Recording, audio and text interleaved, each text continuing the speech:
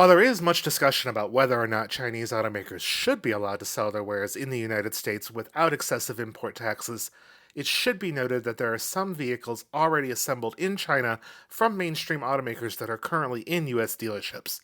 So why is there so much debate? The Chinese Communist Party heavily subsidizes EV makers in China and Europe to make EVs from companies based there much more affordable. These subsidies are extreme and something that no other government would likely offer up. The CCP does this to benefit its OEMs and gain market share in new regions. Opponents to Chinese built EVs in the United States say that inexpensive vehicles built with cheap or slave labor with artificially low prices would cripple U.S. manufacturing and the competitive wages that U.S. auto workers currently make. As we mentioned in our video talking about American-made EVs, which you can click the link in the description box below to watch, 5.4 million plus jobs depend on US-based auto manufacturing. But we digress. Let's take a look at the EVs that are currently on sale in the United States that are assembled in China as of June 2024. We'll also talk about some that are assembled there but moving production to the US, and we'll also talk about how some other automakers are planning on offering less expensive EVs in the US that aren't built in China. The Polestar 2 is the brand's compact sedan / compact crossover. We think it's a sedan, but it does have a bit higher of ride than a typical sedan. At any rate, it's assembled in Zhejiang before it's sent to the US.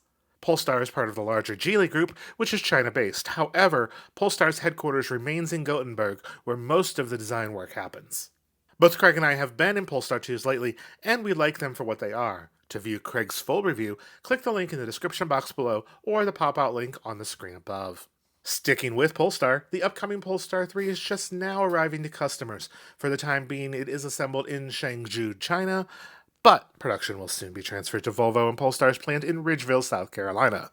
Speaking of Volvo, there is much talk about the EX30 and whether or not it'll actually be $35,000 when it goes on sale.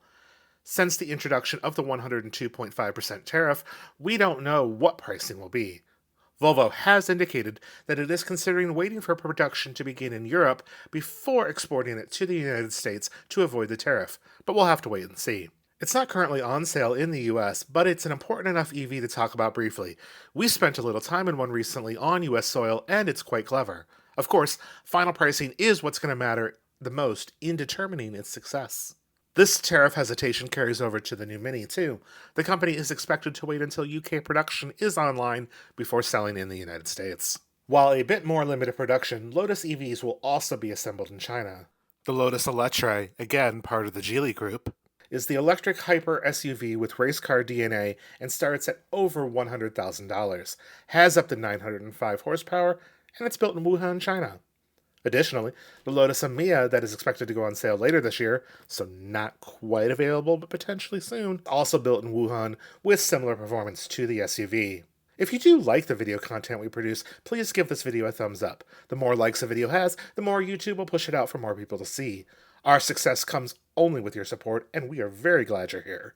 Interestingly, you might be driving a non-EV Chinese-built car right now.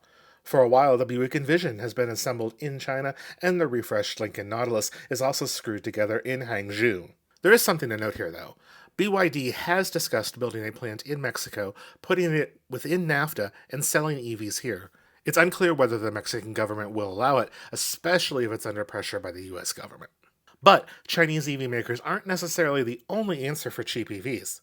Kia recently announced a production version of its upcoming EV3 compact SUV, and the company is expected to build that 30,000-ish runabout in Mexico. That will help Kia be able to offer the tax incentive on top of the low price, making the car conceivably less than $30,000. But will it be any good? We like Kia EVs, but we'll have to drive it to know for sure. Speaking of Kias we like, check out our full review of the 3-row Kia EV9. It'll haul all your things, it'll keep your kids entertained, and it'll do it without any tailpipe emissions. Click the video link on screen right now to check it out.